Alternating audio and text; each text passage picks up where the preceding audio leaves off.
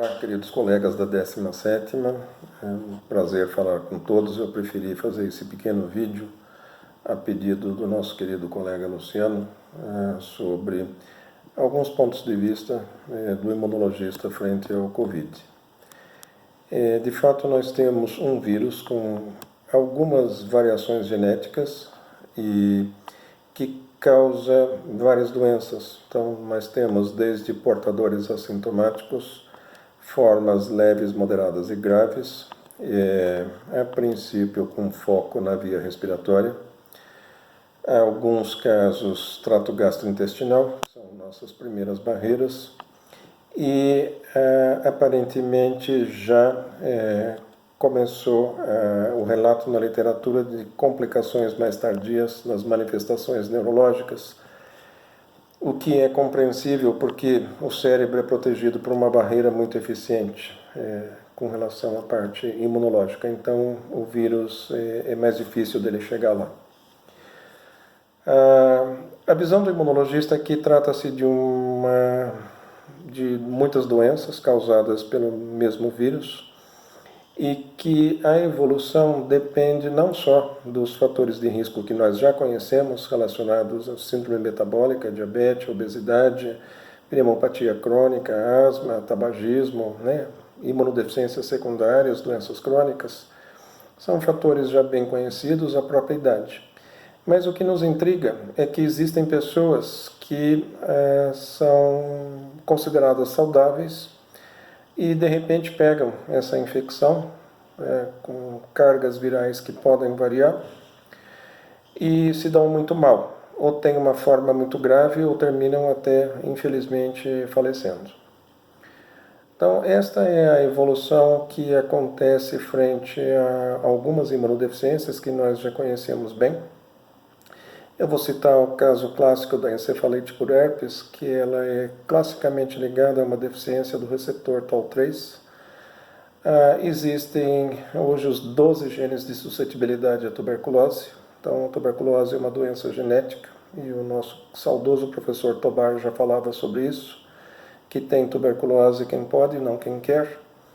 E nós, imunologistas, nos arriscamos a dizer que tem complicações de Covid quem pode, não quem quer. Então, nós organizamos um consórcio internacional, cujo link eu já passei para vocês, imediatamente acima. É o esforço genético. Nós estudaremos pessoas abaixo de 50 anos, com uma história de vida saudável e que se deram mal com o Covid. Nós estudaremos a genética dessas pessoas, faremos estudos imunológicos integrativos com o objetivo de identificar quais são os fatores genéticos de suscetibilidade a essa doença. E somente assim poder conhecer a fisiopatologia de fato e poder desenhar um melhor diagnóstico, um melhor tratamento. Eu já adianto para vocês algumas suposições que eu tenho. Todo mundo hoje em dia fala sobre a questão dos anticorpos e a imunidade. Eu lembro que nós temos vários exemplos o aparecimento dos anticorpos não significa imunidade. O exemplo clássico é o HIV. Nós usamos a sorologia do HIV para fazer o diagnóstico e não para atestar a imunidade ao HIV.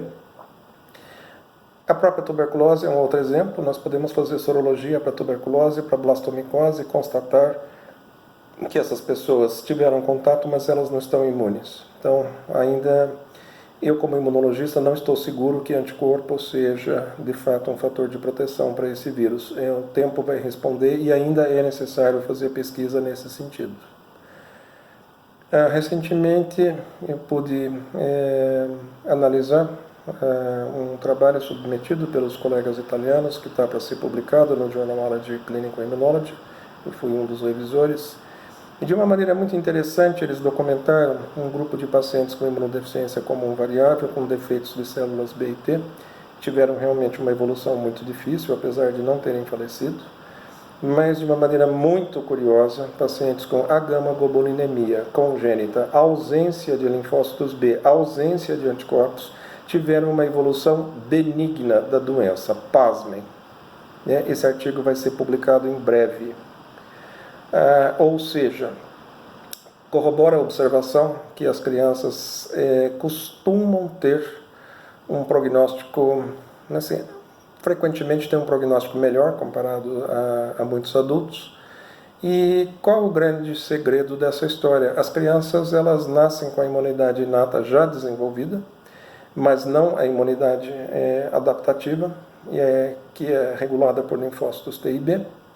E isso é uma coisa que vai acontecendo com a idade. A maturidade para a produção de anticorpos, ela vai até a idade universitária, até os 18, 19, 20 anos.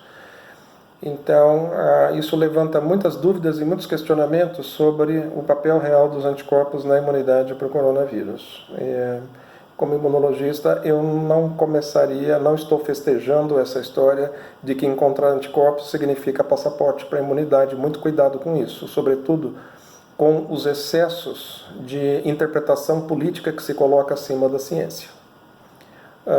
Ainda está cedo para falar que os anticorpos significam imunidade para essa doença. Muito cedo. Cuidado. Que mais que vem pela frente? Olha, é uma doença cuja o aspecto inflamatório lembra muito, é uma síndrome de ativação macrofágica, linfostiocytose congênita, e por aí nós vamos investigar, tentar esclarecer a fisiopatologia, né, e com isso criar ferramentas para que a gente possa atuar na resposta imune, né, que para ser saudável ela não pode exceder e não pode faltar. A imunologia tem que ser na boa medida, na medida que resolva um problema sem causar outro. Então não pode ser nem de mais nem de menos. E nós precisamos ainda aprender muito sobre essa doença. Para mim, como imunologista, investigador, isso se tornou um grande estímulo. Tenho trabalhado intensivamente nesse período de quarentena. Já enviamos projetos novos e, sem dúvida, eu acho que eu vou ter ainda muito serviço nos próximos 10 anos. Saudação para todos. Continuamos em contato.